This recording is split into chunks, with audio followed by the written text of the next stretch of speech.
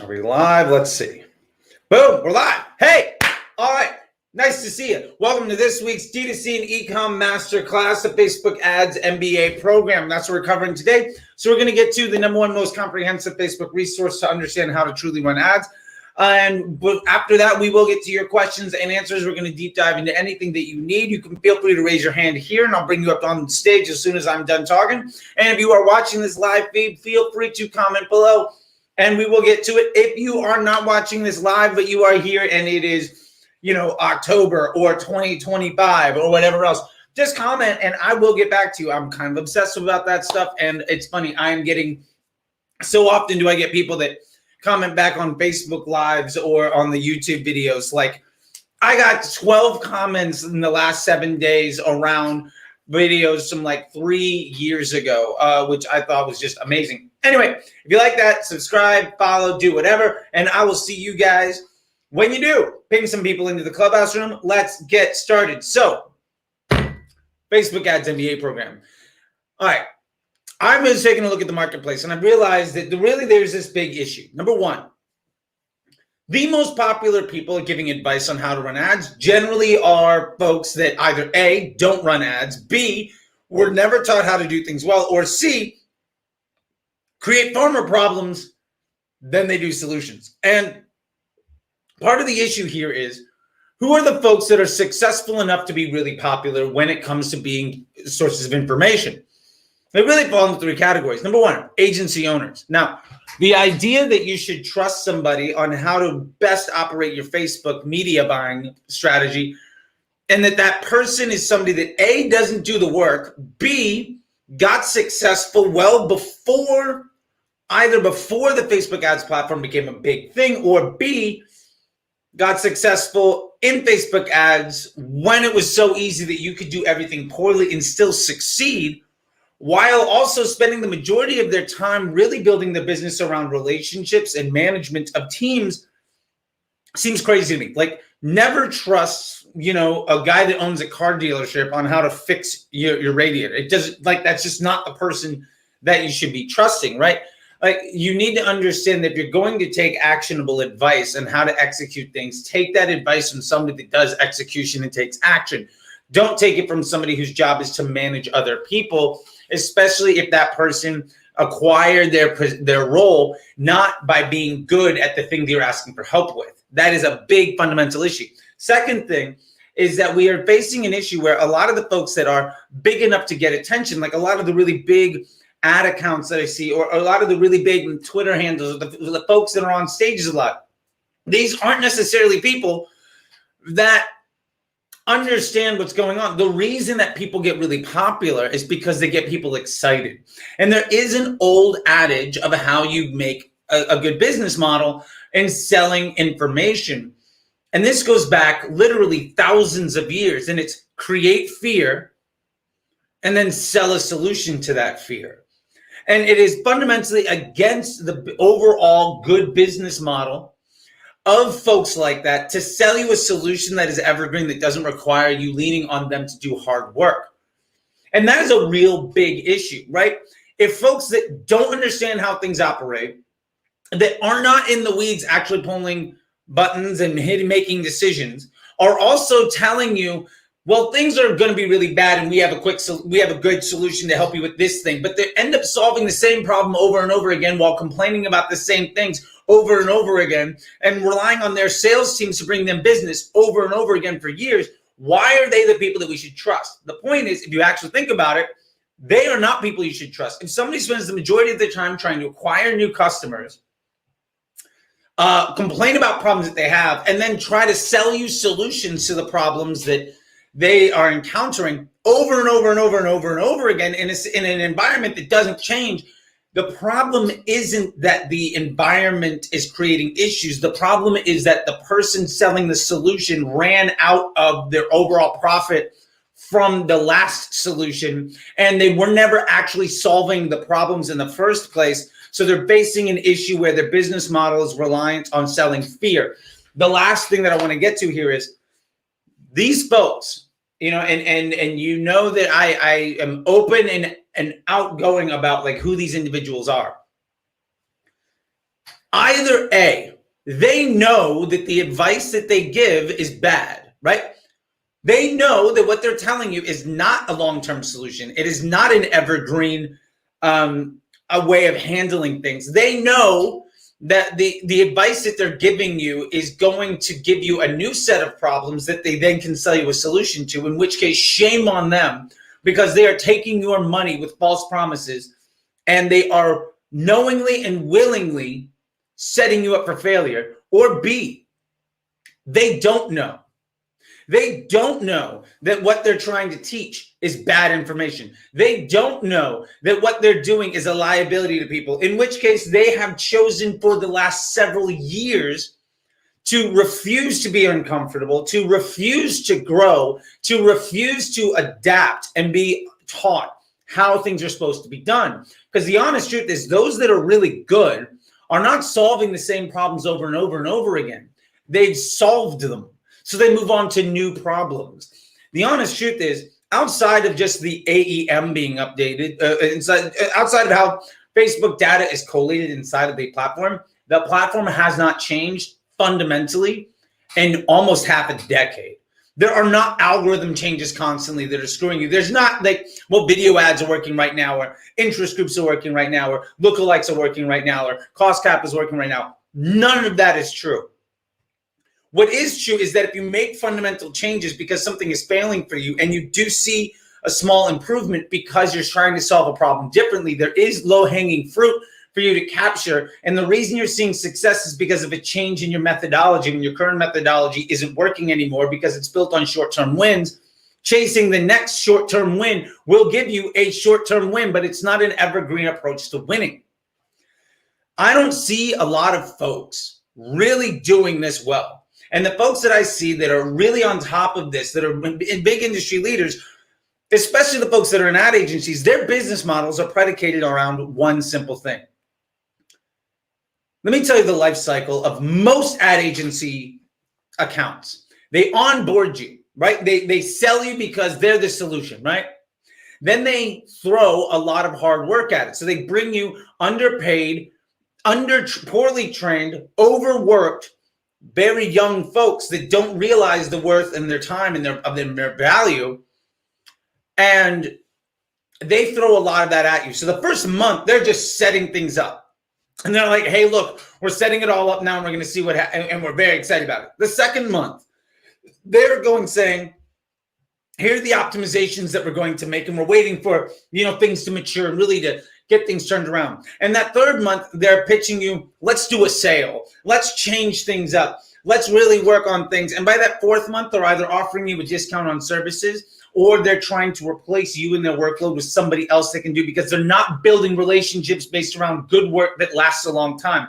If an ad agency is worth their shit, they don't need to rely on a sales team to increase their billings. They're working on building their accounts. So every time you see an ad agency trying to sell you either information or their services, understand it means that they're not good enough with the work that they have to make their clients' businesses successful enough to justify growth in their business. An ad agency is set up to grow, should be set up to grow their businesses. And the reason why they're not successful at that is because they almost to the letter, like 90% of media buyers don't know how Facebook works. 90% of people in charge have a fundamental misunderstanding of things. They're not measuring properly.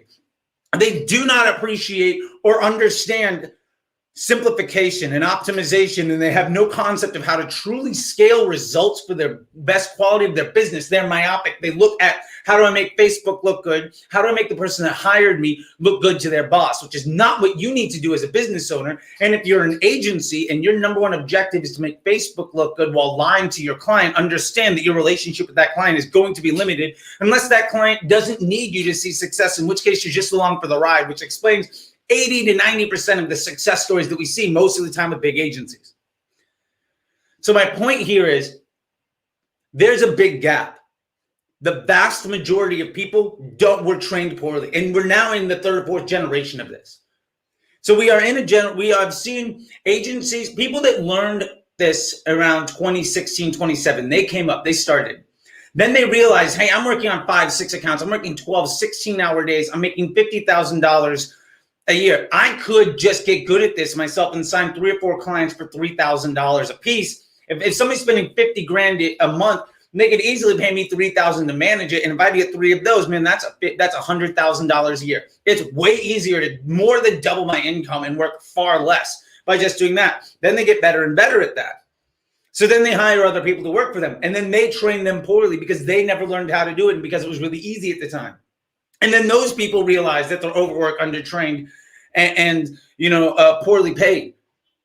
And then they do that. And basically we're seeing now, we're on the 4th generation of folks from 2017 taught 2018, 2018 taught 2019, 2019 taught 2020. And there's a lot of folks now that are coming out just trying to catch on to the board that think whatever's going on. So as somebody that has been trying to work on these people, there's somebody that honestly has been in the game for nearly a decade, much longer than most of the people that are in positions of power, and that has been teaching those people how to actually do their job, whether or not they've been listening. Because remember, some of those people either know what they're doing is wrong and they're selling you bad information anyway, in which case shame on them, or they don't know what they're doing is wrong because they've been unwilling to learn, in which case shame on them. Those people have been taught by folks like me inside the Disruptor Group for years.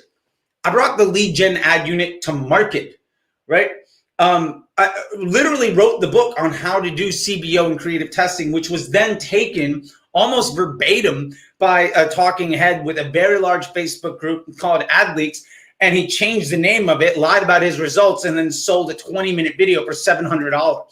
You're seeing other people, just like 2 weeks ago, another guy who I think is probably a very nice person, but a very low integrity move, sold a 90-minute podcast for $1,000 so that you can talk to people that don't do the work, that don't understand how things are, that are not in the weeds, that are solving these same exact problems over and over and over again. Talk about how they're solving these problems over and over and over again because they're not actually do the job well as an offer, as a discount for further bad advice.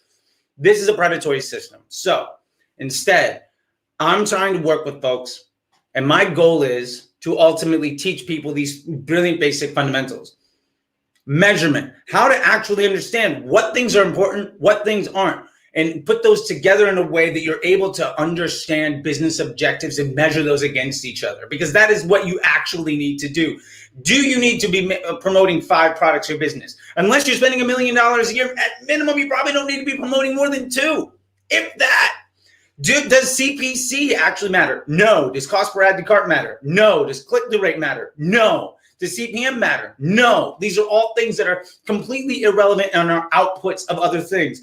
Nick Shackelford, he's very successful in what he does because he's a good salesman and he has got good business acumen. He's actually also a shit media buyer and he should not be giving anybody advice. And he's building this, he's been preaching people for years. Let's optimize around add to cart cost. Well, who gives a fuck about add to cart costs? Why are you so interested in getting more and more people who don't want to buy your product, right? The cost per add to cart is how much are we going to charge?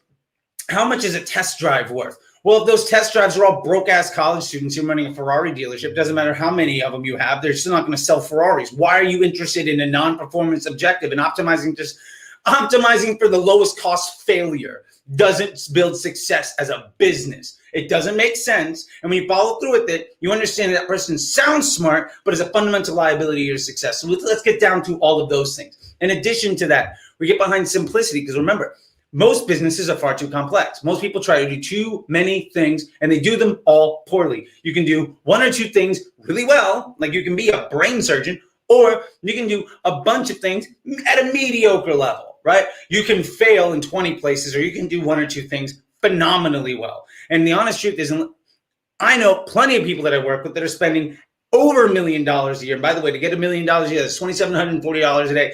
You don't need to do more than creative testing for one specific offer at a broad audience and have no retargeting in place at all. And you can absolutely get there. 100% you can get there. Everything that you are doing that is not setting yourself up for that success is a liability to your future. So simplification and optimization and understanding how to scale your results comes around understanding what are the things that are going to move mountains and what is the small shit that makes you feel smart and gets you frustrated that's actually a liability to your success. Those are very easy things to understand if your measurement is in line. And then you can plot out what the future looks like. And then after that, you have to get into testing. right? So you've identified areas of opportunity. You understand what things are most important to you. You've identified control elements that you can then implement the scientific method against, because honestly, Facebook is just a giant machine that's set up to implement the scientific method at scale. You don't need to do anything outside of 5th grade science class to massively succeed in the system. And so you're like almost everybody I talk to just creative testing horribly wrong, right? They're not testing for the elements of their ad that have the highest estimated action rate. They're testing in a way they're like, well, I'm going to run ads for 4 or 5 days. And if it works, I'm going to take the best ad and I'm going to throw it in something that works. And then I'm going to try to spend as much money on it. They're basically saying, if I don't make a qualification of the elements in the ads that I'm using, and then I run them and something gets lucky, let me take the thing that may or may not be good, throw it in something else that's already working and throw a bunch of money at it so I can break that thing, and then complain about why ads aren't working, for 4 or 5 days, why I'm having trouble scaling, or why once we have iOS 14, ads seem to not be working nearly as long. It's because you're taking what works and you're breaking it instead of removing the bad choices, and instead of leveraging out different opportunities. You're not solving problems with creative testing. You're just trying to find more lambs for the slaughter and then complaining when you can't find anything that works long term. Good advertisers are seeing more success. I'm running ads now that I was running last summer, that I was running 2 years ago. That there is no shelf life of an ad. There's no reason that your ad should only work for a week. Honestly, a week isn't even enough time to determine whether or not that's a good ad. Also, strategic elements, tactical elements. How do you understand how to test cost cap against your system? Are you using that for incrementality or no? Or how are you testing to see if retargeting is something that isn't a liability for success? Hint, hint, for 80-90% of you, actually targeting a retargeting audience or using cost cap or using lookalike audiences is something inhibiting your success, because you're relying on predictive elements that will fundamentally depreciate over time because you're not able to win every single day. So Facebook's going to take less and less risk, in which case your cost is going to go up. And because your cost is going up because Facebook's getting worse and worse, your estimated action rate tremendously goes down. So your cost of doing business and your bidding, everything inside the ecosystem gets worse and worse. And then you complain about why Facebook isn't working when you're wildly misusing it because you were poorly taught how to do things by people that didn't understand what to do, that didn't have your success as a profit motive. Understand that you have to stop taking advice from people that run ad agencies, because their business model is built on selling advice to people that they've scared, or getting a commission on ad spend. And anybody whose business model is predicated on preaching you fear or taking advantage of your overall business growth by convincing you to give them credit for as many things as possible and then taking a percentage of that growth, not a percentage of your overall business success, a percentage of the overall investment that you give them. Understand that that person has zero interest in your success for their success. And they're not aligned with your business objective being something that they're working on internally to get better at. They're working on, how do we get this person to spend more money? How do we acquire more customers? How do we then staff up a whole bunch of people that we can underpay, poorly train, and overwork? That's their business model.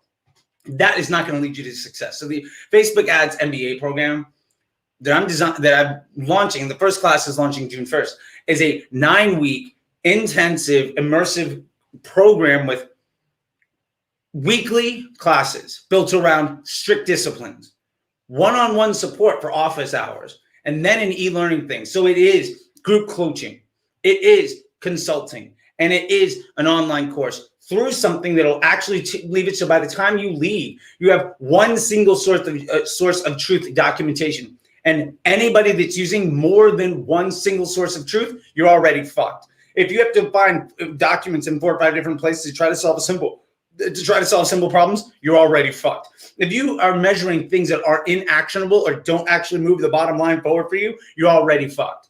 These are things that people have been taught to do because they're ways of making the client spend more money with you or feel good. They are not designed to actually build business growth. That is a big gap that needs to be overdone. So you're going to understand, you're going to have a simple document. You're going to be able to understand how to solve problems, prove out what you're doing, and test a roadmap of what you're getting done, and truly be able to understand what test is worthwhile, what tests are going to move the needle, what tests are low confidence and high output, or high confidence and low output. Which ones do we actually have the money and the time to actually see through to the end? Because most people make the mistake of not even being able to do that. Outside of that, you're also going to be able to, because you identify those primary, key performance indicators or KPIs, then you can establish what tests you want to run and prioritize those and set up the system to best be able to take advantage of that testing model. And then once you have that in line, then you can actually test your way into more stability, into more scale. Because sometimes scale isn't more spend. Sometimes scale is, remember, there are several different ways of running a business. Maybe it is getting more and more profit for the dollars you're spending, in which case maybe you get a 10x ROAS on $100 a day. That's very different than a business model that's predicated on revenue growth, where you don't want 10x on $100 a day. You want 2x on 5,000. Those are two wildly different businesses. Both of them can be right for the right person. Other people don't want to make a profit because they want to continue to get more and more market share. That's a completely different business model, and is 100% a way that big businesses actually grow really, really fast because they're trying to establish a foothold in the marketplace to then capitalize on it.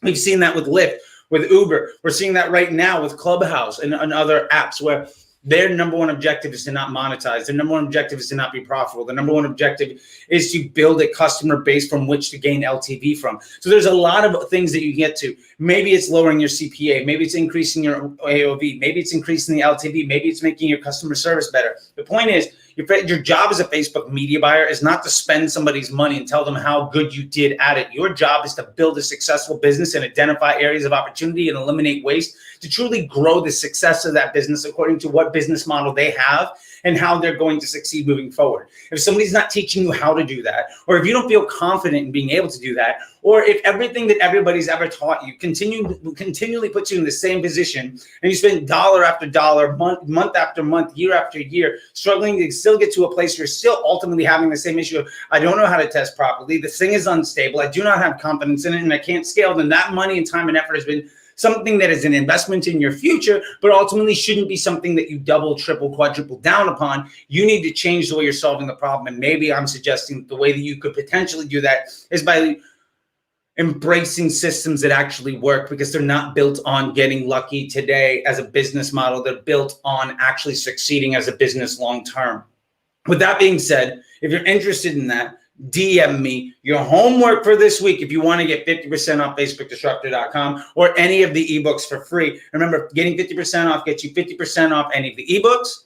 It gets you 50% off the Patreon, which is all of the ebooks and a bunch of articles and is updated several times a week, or 50% off the Slack channel, which has its own weekly one-on-ones, plus access to the whole Patreon, plus screen shares and one-on-one stuff that you can get done. And it is something that the people that join that are seeing a lot of success, because it's not like a lot of other Slacks where you join that, for instance, Taylor Holidays, CTC Slack, and it's all high-end media buyers that have been taught the same bad advice, that are overworked trying to sell you things, and then a whole bunch of people talking to each other because they paid money to try to get access to it. But the people that are actually good at the job aren't in there. The people that are actually good at the job are doing the job. And the honest truth is, there's not a lot of people that are really good at that job that are in there in the first place, because if they're good enough, they wouldn't be doing that. So my ultimate point is, if you want 50% off any of that stuff or any of the ebooks are free, you do your homework from this week's live or any week's live. Your homework for this week is to just tell me, how much have you invested in time and money to try to get better at what you're doing? Maybe you just started off, maybe you've been in the game for 10 years. If you DM me on any platform or comment below on any of these videos, your time and money that you've spent trying to get better, if you're not yet confident, if you're not yet consistent, if you're not yet stable and growing and 100% on top of this, I want to know if you can quantify for yourself how much you've invested. Because I feel like if you can understand that, then you're going to be able to look back and try to solve problems differently in the future. And your success is honestly what does best for me, because that is what my motivation is. I want people to ultimately be able to succeed, because I've got sort of a chip on my shoulder about an entire industry built on basically wildly disrespecting employees, taking advantage of clients, and lying to people. And that is fundamentally harming the happiness and success of employees and businesses and people all around the world. And fuck that. Whew. Okay, so that being said, if you're on Clubhouse and want to ask some questions, feel free to raise your hand. If you're watching on YouTube or in Facebook, please comment below, and I'll gladly answer your questions. We got about 35 minutes here, and it is open forum time, deep dive. You ask it, I'll answer it. No holds barred. Nothing is off limits. Let's get to it. Let me try to help you as much as I can. All right, cool. So I'm going to go in the order that there is. Let's see. First off, we got Emmanuel. Or is that Emmanuel? How you doing, buddy? Introduce yourself. Let me know how I can help.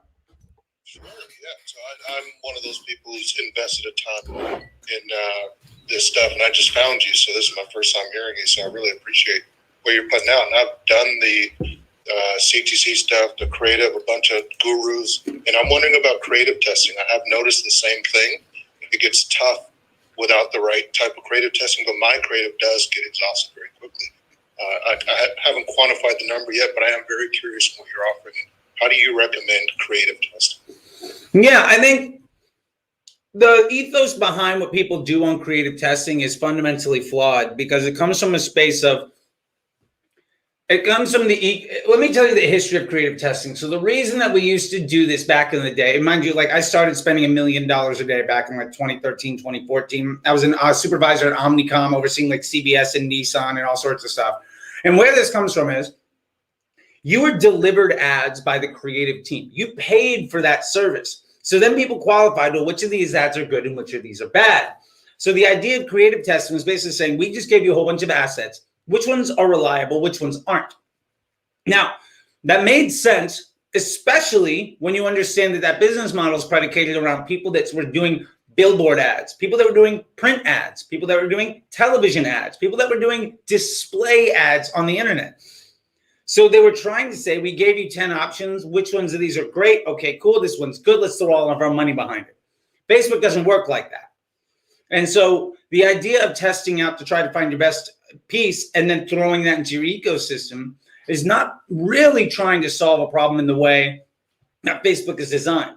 So instead, I would challenge you to say, have a control campaign where you have specific ads that are targeting specific individuals, not by the audience, but by the creative. So you have 1 or 2 ads that target moms, 1 or 2 ads that target ducks, 1 or 2 ads that target rodeo clowns. Because in this example, ducks have a nice little pocket to spend some money on. It doesn't have to necessarily be ducks, but I'm trying to be a little ridiculous and obtuse so that you get my point. If you have specific ads and you're letting your ads do the targeting for you, because every single ad is a web page, and every single web page is Facebook is measuring the click-through rate and the bounce rate, and then finding people that ad is going to appeal highly to, because it's trying to ultimately, Facebook is trying to find the best way of keeping people on the Facebook platform. So they're showing content to somebody. Your job as an advertiser is ultimately to provide the best content for the best experience. And if you are a liability to somebody's longevity on the platform, and in every single session, you are going to pay a tax for that. That's why your CPMs are going up. So the way you do creative testing is you establish a few of these demographic and psychographic buckets in which you are targeting. Old school marketing totally makes sense. And your creative testing is designed to, let me test ads for any one of these buckets, identifying which one has the most threat to it, or which one has the biggest opportunity for growth. And then your creative testing is specifically to try to find something that will beat out the control. And it doesn't mean that creative test is over in a week. It means that if that creative test is doing well, say it's outperforming your control, what happens when you shift some of your budget control over to your creative test? Can it continue to handle? When you invest more into it, does it hold? Does at some point in time that creative test winner dominate the creative testing so much that you're not even able to test any other ideas and it's still outperforming your control? If that's the case, and it becomes ultimately a liability to your growth, because at some point, every ad can only spend so much money because of your budget and your estimated action rate is what defines your bid. How much money are you willing to pay? And how many people is this ad going to have a positive experience to on a daily basis? Every ad can do a certain amount of work. Every employee at your factory or at your location can produce a certain amount of widgets on a daily basis. Some people can do 20, some people can do 100. Doesn't mean that one is better than the other, but there's only so much work anything can do. And the aggregate success for you is finding enough of them together to split the overall demand. When that thing becomes a liability to your growth of other ideas, then you can take it out of your testing environment because it's a control element and it's doing better than something in your control. And so you can replace that control element that's not as good And then your control elements start to improve wildly because it's got the big fish from the small pond that has proven itself to be a killer. And then if that holds and it's working there, inside of your creative testing, now your creative testing's number one objective is to solve another business problem and solving for other, demographics or psychographics or business objectives. So if your creative testing model is built around an evergreen effort to ultimately beat out one single element of your control experience, there is no timeline on it. The demarcation of success is, do I have confidence that this thing is going to beat out what's working? Yes or no? And maybe you know that by 5 or 10 sales, the thing is 30% off. Do I think in the next 5 or 10 or 20 sales, it's going to get not only better to meet the average cost, but is it going to do so much better that it's actually going to beat my control element? If my confidence is very low, do I need to invest in that thing actually trying to get there? Or is my investment better done trying to find something else? Can I be a better recruiter because I don't think that this potential employee honestly has the goods to be additive to the overall success of my business? If I think yes, then I'll invest more. If I think that answer is a no, then I will stop investing in them. Your creative testing or all testing should have one singular goal. Can it beat whatever my control element is that I'm trying to improve? And that is really the big piece. If we go back to 5th grade science class of control elements and testing, and you have a hypothesis. Let's say in this case, you're trying to improve your ad that's targeting moms. Your hypothesis is, I think this batch of ads, or maybe this dynamic creative ad set, these elements are all going to, at some point in time, my hypothesis is I'm going to be able to target this audience better, or I'm going to be able to get an ad with a higher estimated action rate so I can spend more money against it that is going to ultimately deliver a more desirable business objective. Can I beat what is working with this new piece? I think the answer is yes. Let me invest in it. And if it ultimately proves to be successful, then I can replace my control element because something else has proven to be better. If it's not successful, that's okay. But there's no timeline on that. It is a matter of confidence and investment. So when you have a high confidence of a winner or a loser, then you can make decisions. So ultimately what I'm getting down to is I would first off establish control elements, things you have confidence in are going to deliver consistent results. Because Facebook's number one objective in the ads department is delivering you consistency. And part of the reason you see wild inconsistency is because you're moving too many things and you have things you are not confident in that deliver you inconsistent results. If you can establish consistent results, then you can test against that and deliver something that beats it. And if you can beat it, then you can improve it. And the ultimate goal is not to get wins, it's for directional improvement. If every week you get 1% better, what it looks like in a year is fundamentally different. And you're not chasing your tail, solving the same problems month after month, week after week, year after year.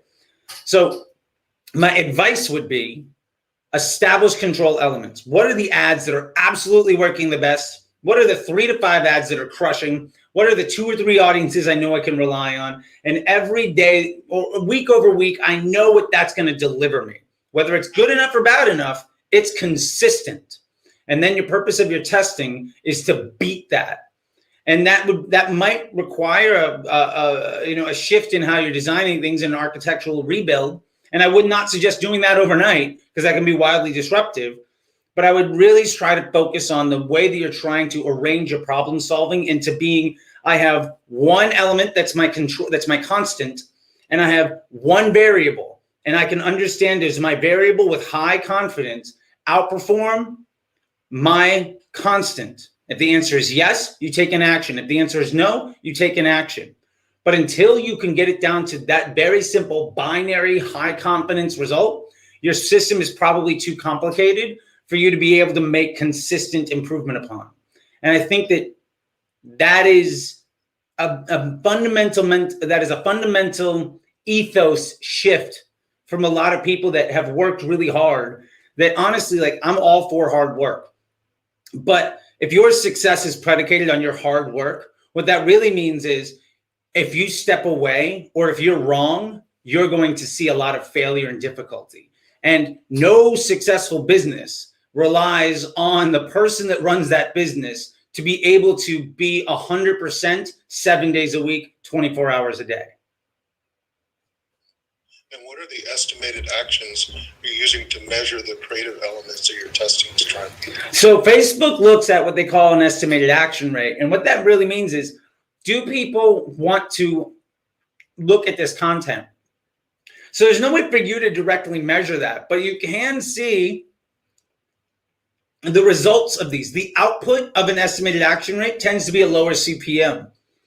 And because you're paying less money to reach people, because people are receiving that content in a way that's more desirable for Facebook. What's most important to you, though, isn't the CPMs. It's not the CPCs or click-through rates. You might have the lowest CPMs in the world. You might have the world's most engaging ad, but nobody buys from it. Like your ad might be, hey, do you want to test drive this Lamborghini for free? We'll give it to you for a year and you never have to pay. You're going to get a ton of people to test drive that Lamborghini, and almost none of them are actually going to pay up. So what you really, that's on Facebook's side. You can measure that by the overall efficiency of the business objective. So what is your cost per acquisition? Or what is your cost per desired result? And the way that you reduce that cost per desired result, the way that you improve your overall business efficiency is by creating content that is a better match for your target audience, and understanding that the way that you're ultimately going to scale your business or to scale your efficiency is not in trying to find 10 better ads to target one demographic. It's to design content that appeals to many demographics so that the actual budget you're spending against any one of them is lower, so that that math of your budget and your estimated action rate brings you a lower cost per desired customer. Because instead of 10 employees all working really hard to convert one type of person, if you can have 5 employees that all work moderately hard and they all have different buckets to succeed against, the likelihood of you seeing a more stable result that you can improve over time with a high confidence is much higher. Does that make sense? 100%. And I can see that if you're getting lots of those at conversions, but what do you recommend for like smaller brands starting out with like a $3,000 a month budget, $100 a day, that aren't getting a lot of, say, CPAs or purchase in this case? Yeah, absolutely. I think that and I do have a full-on video inside the YouTube, and there is a live about how to scale from 100 to 1,000, really built around a lot of that. But what we're talking about is, number one, how do we eliminate everything that's getting in the way of having a very confident result? So that is extreme simplification. If you're spending $100 a day, you probably only have the ability to really do one thing. Also, if you're at $100 a day, is Facebook your primary source of traffic? If so, you're solving that problem very differently than, well, we have 3 or 4 different ways. Because if you have 3 or 4 different ways, maybe Facebook's job isn't to go after a broad audience. Maybe Facebook's job is what I call like broad retargeting. Maybe it's only to go after the mid-level folks. And that's ultimately not your primary business objective. But if that's all that you can afford to do well right now, and that will allow you to get enough profit to invest in the growth of your paid media acquisition efforts, then that's good. And then the last thing is, I would say in that space is use as many dynamic elements as possible. Spend as much money in as few places and letting the system ultimately get as much data as it possibly can, allowing it to make as many decisions. And your objective is to define the realm of decisions that it's allowed to make. If it can only make good decisions, you're going to see better decisions made all the time. So your job in that case is to set it up with dynamic elements, find the audience that you can get stable results from, regardless of where it is in the funnel, because that's what Facebook's overall incrementality to your business as a whole is. And from there, remove choices that are not successful and productive for your overall business. And that might end up looking like you running, say you've got like an 8-product store. Maybe you just run catalog sales ads at people that have been to your website in the last month. And that's the way that Facebook's going to fit into your system the best. Maybe it could look like you have a dynamic creative ad that is going after 3-4 different types of sales pitches, because you don't know which type of customer is the most effective for your overall way of advertising and the type of customer journey that you have what the best way of converting that person is. And the honest answer is 3 people could have the exact same brand, the exact same ecosystem. And for each one of those people, different ads are going to work because it's how that you sell. It's how you sell to folks. It's how your customer service works. It's how your web page works. It's how your email system is put together. It's how you can treat that customer. And every single person treats that customer differently. And so in that way, what I'm ultimately getting at is I would really focus in on what is the most amount of work that you can do with that budget that delivers you a consistent result, and what are things in your way right now that overly complicate it so that you are not getting a consistent high confidence result that you can project. And if you cannot see a stable result that you can project, it's going to be extremely difficult for you to improve it because you're effectively just trying to take educated guesses based on yesterday's data. And at best, maybe you're like a really good poker player, but a really good poker player only makes money when they're playing poker. An investment banker makes money even when they're sleeping. You want to be the investment banker. Does that make sense? It does. Thank you so much. You're welcome, man. I'm glad that I can help out, man. That's what we do here. That was very helpful. And you said there was other stuff I could watch. You made a YouTube and a live? Yeah. If you go to my YouTube, which is The Facebook Disruptor, and I think it's mentioned inside my bio here, I release 2-3 videos at minimum a week. And there is a video I launched maybe 3 weeks ago. There was like how to scale an ad account from 100 a day to 1,000 a day. It's like 15-minute deep dive into several different strategies to help you get there. And ultimately it is, how can you think about the problem solving? Not, here's something that I did out of context that is not applicable to you. I see. I'll go look for it. Thanks so much. Yeah, man, no problem. Well, thank you very much. I appreciate it. Cool, man. I'm going to bump you back down if you don't mind. We got a question here on YouTube, and then there's somebody else. Tyree, I see you with your hand raised. We're going to get to you, but this is in the order in which they came. And Anwar over here asked the question just a little bit. He said, what's the long-term potential for an original product? Is there ever a point where you run out of customers for food? Anwar, I love the question. The idea is there ever a point where you run out of people? Theoretically, yes. It depends on your business. If your business is, I'm going to sell somebody one thing that they never need to purchase again, it's going to be very hard for you. At some point in time, you're going to run out of people to sell to.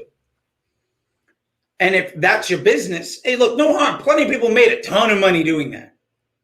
Where they get better is vertical integration. Wow, I said that weird. Vertical integration of complementary products.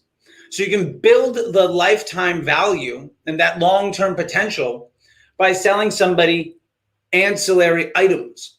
So if you bought one thing, maybe there's two or three other things that you can try to sell to that person.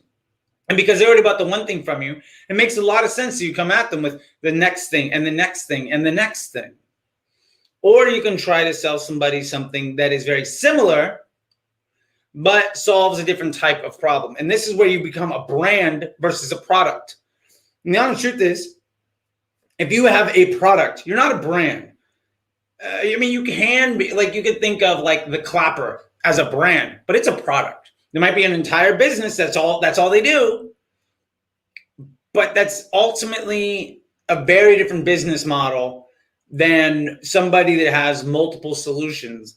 And if you don't know what those ancillary products are, a great way to test them is, or a great way to understand is, call your customers. Understand what their experience with your product is.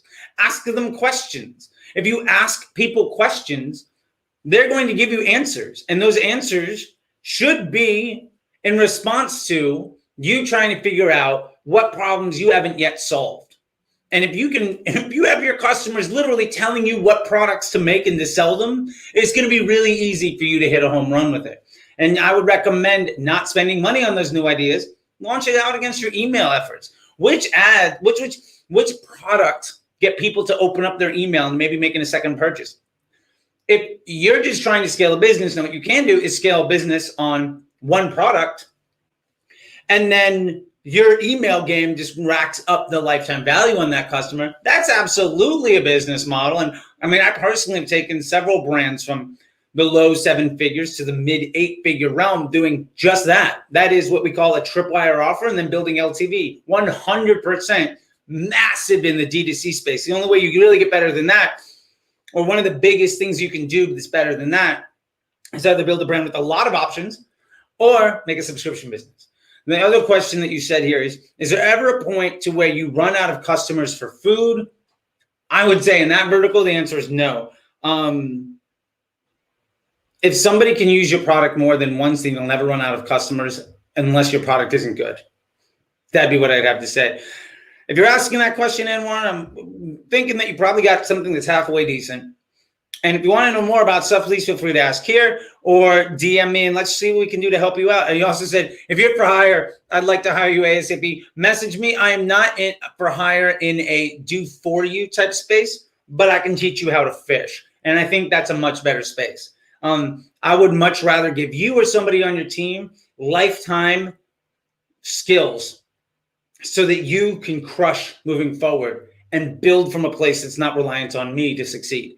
Because that means you can be independent. And if you're independent, you're going to be in a much better place. And then you can ultimately provide opportunity for other people.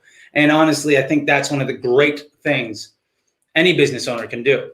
Going to Clubhouse. Tyree, how you doing? Let's bring you up on stage. There we go. Thanks for bringing me up.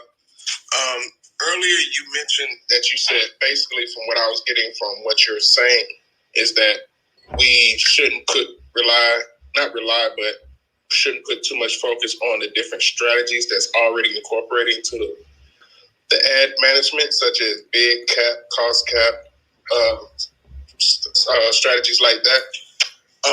Why would that not be a preferable strategy to implement if Facebook actually has that feature available? Got it. Great question.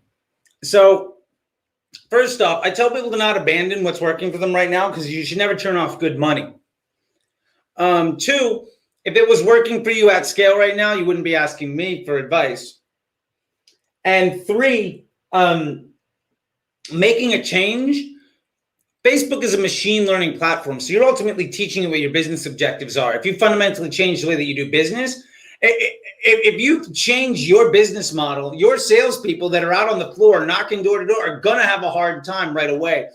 And while that gets you to a happier place faster, it can also absolutely wreak havoc in the in-between time. And so my suggestion to people is never to set fire to things and walk away. It is slowly transition yourself, prove the incremental value of each individual step. And what you currently have can be your legacy, your existing piece that you're trying to move away from. And if you're trying to move away from it, do not invest more money until that thing that you're moving away towards outperforms the entirety of what you've done previously.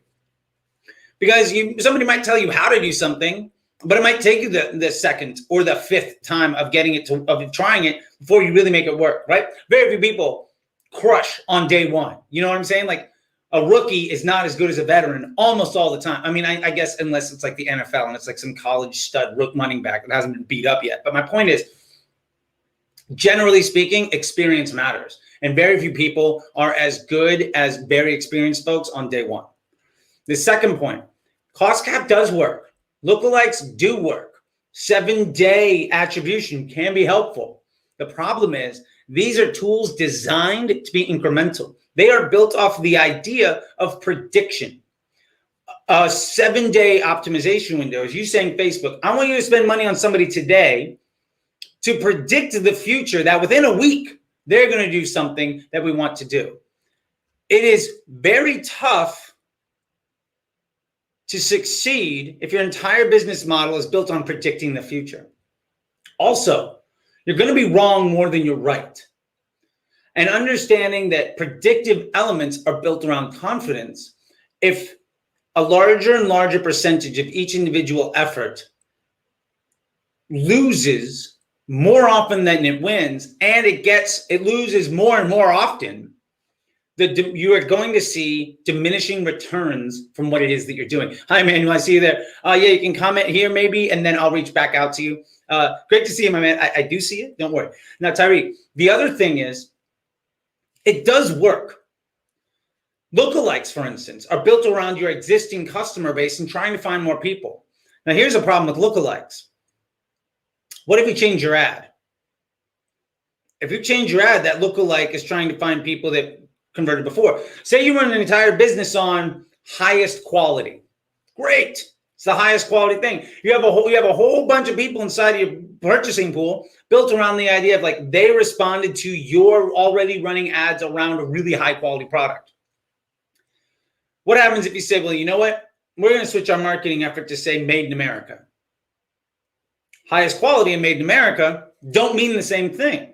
So now you have a brand new sales pitch that you're trying to sell to people that look like they responded well to something else. That match rate is going to get worse and worse and worse because the Venn diagram overlap of the people that respond to made in America and the people that look like those that you can predict the future on them responding to high quality, it's going to get smaller and smaller and smaller over time. So again, it's the same thing as in like the 7-day click of having a smaller and smaller window to convert against because you're trying to predict the future and you're going to be wrong more often than you're right. And that rate of being wrong is going to increase over time.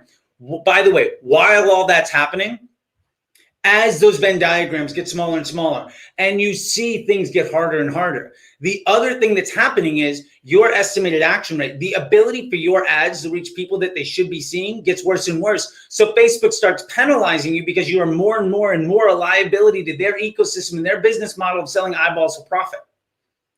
So the bigger a liability you are to the platform, the more money you have to pay to be on the platform, right? If somebody comes into your business and starts ruining your customers, say like you run a bar, right? And there's one person that comes in the bar all the time that drives people away. You can either kick that person out of your bar or you just start charging them more and more money for the drinks. Facebook's idea is I'm just going to start charging this person instead of $5 for a drink, I'm going to charge them 10. Your CPM went from 20 to 30. And then you're like, okay, well, I'm trying something else. Oh, it didn't work. Now your CPM went to 50. And then went to 80. And then you're complaining about $100 CPMs in Facebook being unstable, but you didn't try to solve the problem by finding a better ad to reach your target customer. If you make ads that people like to see, your CPMs will come down. And the last part of there is cost cap. Cost cap is great. Again, built on prediction. It should not be the foundation of your business. If your business is built on a foundation of asking a system to predict the future, knowing it's going to be wrong more often than it's going to be right, understand that you are sacrificing long-term success for a short win. And if that is what your entire business is built on, don't be surprised in 2 weeks when you have to solve the problem over again. The way that you properly use these tools is to find incrementality on top of something that already works. Lookalikes are great if you've already defined what works for you. You've got your target demographics in place. You're not changing up your sales pitches.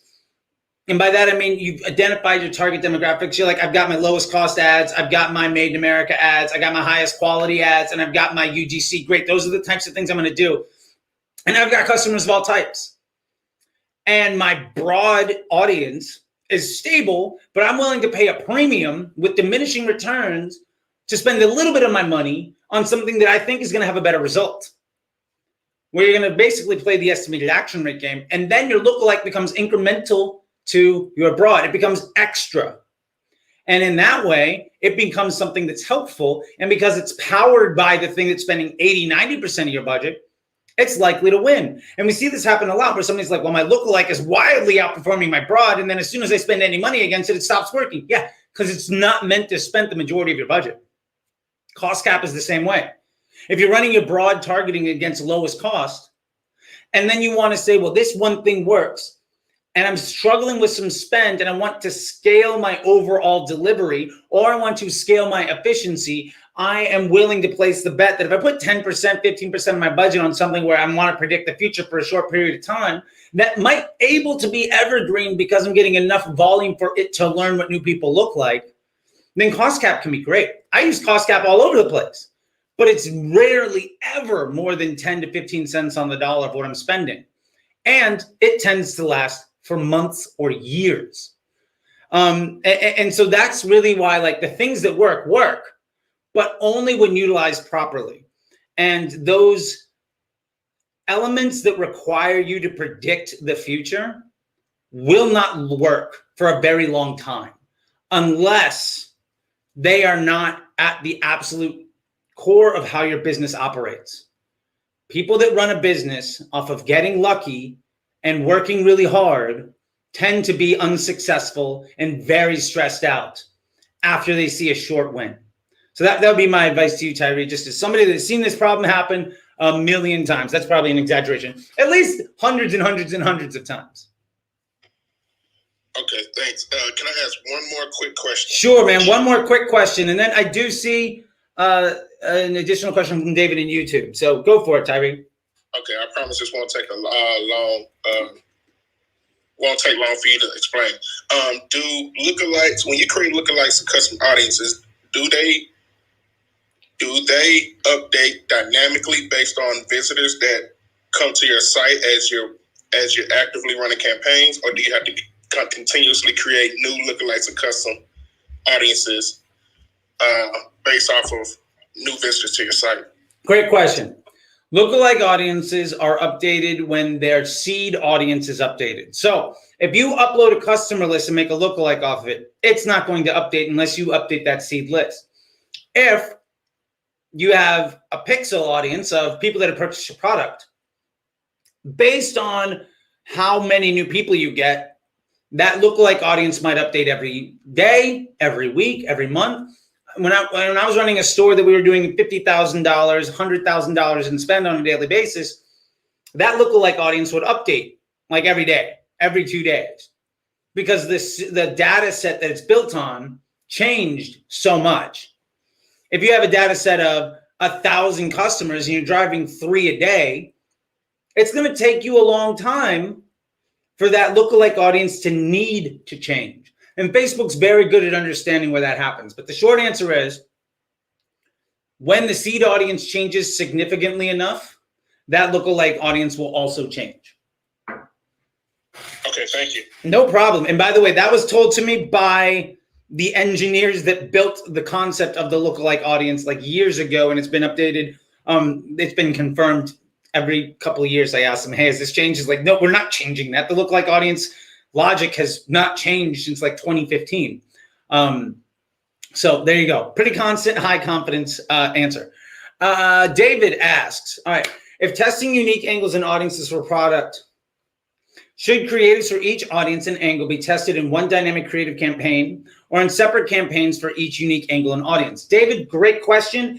I would say one campaign per business objective. If your business objective is to sell one product, having more than one campaign to test creatives for that product is a liability to your overall success, because now you have to adjust your budgets between each campaign. And instead of having one campaign with a few ad sets based around concept that you're letting CBO decide not only the dynamic creative, what elements you get to spend, but running CBO against multiple concepts, which concept gets to spend.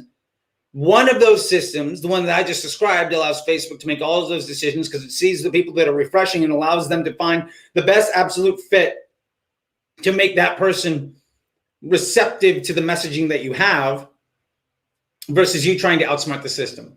And if you try to outsmart the system, that is looking at billions of people across millions of websites in 24 hours a day, and in real time is measuring trillions of data points, you're going to lose. Like, flat out, you cannot hack Facebook successfully. Anybody that tells you that they're hacking the system is somebody that you should laugh at and move along. That would be my advice to you, David. I hope that helps. All right, we got time for one more piece here. Let's see. Anwar said, oh, you meant good. Awesome. You have one original product with 100% positive feedback and scaling constant scaling upwards of 4x, man. Anwar, I'd love to chat with you. I don't know how, like, when this ends, I don't know that I'll be able to go back to the comments, but if you want to find me on Twitter or Instagram, it's at CT the Disruptor. I'm going to drop this in here real quick. It's at CT. Whoop, here we go. At CT the Disruptor. Boom. DM me and any platform with that handle and say, hey, it's me from the YouTube. Actually, this also goes to you, Emmanuel. DM me right there because I don't think YouTube has the ability to DM. But anyway, that would be my recommendation to you, as well as Emmanuel. That's like reach out to you. How do I DM? That's how you do it. Hit that thing. Hit that thing right there at CT the Disruptor. That's my handle on Clubhouse, Twitter, TikTok, and Instagram. All the same, right? So one last question, and then I got to go because I got a Slack channel that I do a weekly live with. And if you want to get on the weekly live, the screen shares and deep dive coaching, you can join the Slack. And if you want 50% off the Slack, and you do homework from this week or any other week, and save yourself a couple $100 a month. Anyway, with that being said, Emmanuel from Clubhouse, now on YouTube, is asking, how can you tell if a lookalike audience has changed? Is there someone in the ads manager we can see to know it's updated? The answer, sadly, is no. It does not show. It used to show, but Facebook removed that when they removed audience insights. Actually, maybe a year before they removed audience insights. And basically, it was around their reaction to, I believe it was iOS 10 or maybe iOS 12 privacy concerns. And they basically didn't want you to be able to get down to how big an audience was or when things were changing. There was a point in time when you could see, well, my audience is 30 people.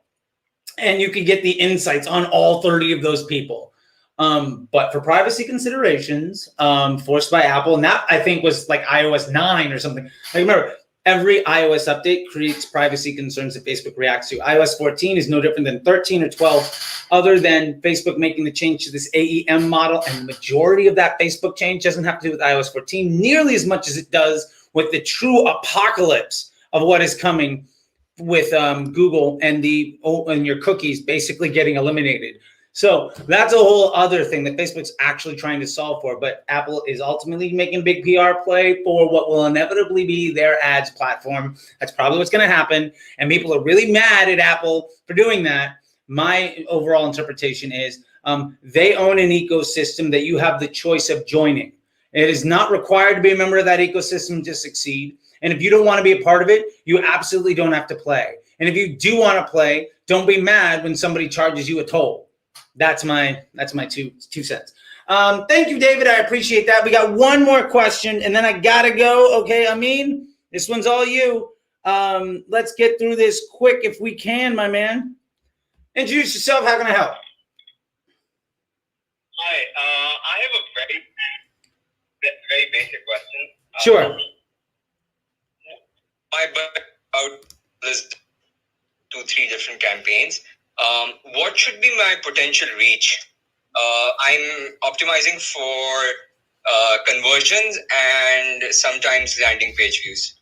I don't know what your reach would be, and I don't think it matters. What's most important is, can you spend money at a profit? Your reach will be fundamentally built around the idea of frequency and audience size and CPM. If somebody's asking you for how many people can you reach inside of the target audience, my response to them is, do you want me to reach everybody once, or do you want me to reach potential buyers as often as possible? Do you want to be seen, or do you want to be successful? And that would be my question to them. And I'm saying that as somebody that used to run $1 million a day for television networks, where my goal was to reach 85% of Americans within 72 hours, at least 3.5 times. So my answer to you is, I would challenge the premise of the question, because I don't think it actually makes any difference for your business. And if your business is built on reach, then conversion objective is not the way to go. Other thing to say to that is, remember, folks, your retargeting audience does not grow when you get more traffic in a linear fashion. If you get 1,000 more users to your website, it does not mean that you're going to get 1,000 more people that you're hitting with your retargeting campaigns. Retargeting efforts and custom audiences reach a percentage of overall incremental people. So it does not grow linearly, which is why sometimes you need a tactical or strategic solution to escalate the value of these audiences. And you got to let Facebook tell you where those areas of opportunity are. And if you're not measuring things by business objective across the entire ecosystem in a stable fashion with constants that you can identify which variable creates the most amount of change, then you're not going to be able to truly understand and plan for how to succeed. And the moment that I see any asshole running an ad agency built around lack of integrity and lying to people start to talk like that, I'll gladly shake their fucking hand. Anyway, I hope that helps, man. I wish I had an answer for you that was more actionable, but yeah, Charlie, thank you. One last thing. Does it matter if I don't have a 50 conversion per week? Like Facebook says, if you don't have 50 conversions per week, don't run conversion campaigns. Yeah, I would not run a campaign that I couldn't get out of the learning phase. And if I can't get it out of the learning phase, understand where you are spending, what other spend do you have? Like, do you have 3 campaigns and none of them are out of the learning phase? Pick the one that actually matters. Focus on that. If you can't get out of the learning phase there, figure out another way to solve the problem. Or understand that your results right now are not going to be consistent or reliable for your growth. They might be able to win. You can absolutely win in micro budget scenarios. I have a whole ebook on that inside the Patreon. About micro budget strategies, and I've got the video on how to scale from $100 a day. And those $100 a day, you're probably not going to be able to get to 50 conversions a week. And by the way, it's not 50 conversions a week; it's 25 to 50 conversions a week. It is. At what point does Facebook feel confident that it can deliver a consistent result? That's what the learning phase means. And there's actually a 15-minute long video on the learning phase. I just shared it today on Twitter. But you can also find it on the YouTube. I hope that's helpful for you, man. I got to go because I got a Slack group of paying members that like to talk to me every week, and I got to honor that commitment as well as let my dog out. So I hope that's helpful for you. Thank you so much. Yeah, you're welcome, man. Follow me if you want Yeah. to, and DM me if you have any questions. I'm more than willing to help out, man. That's what I try to do here. Because my business model is built on helping people be successful. Not taking advantage of people. And that makes me very different than 90% of folks out there. Anyway, hope that's helpful for you, man. I got to go. See you guys next week. Take care. Bye-bye.